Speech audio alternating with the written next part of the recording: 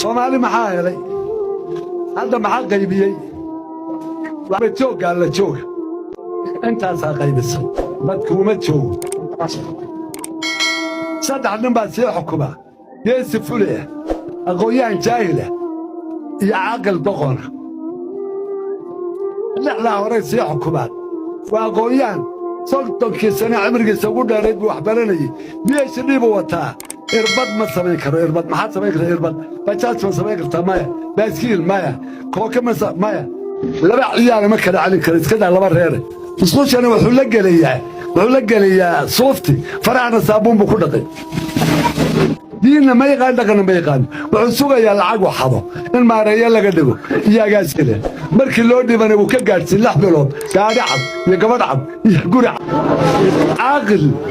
doqona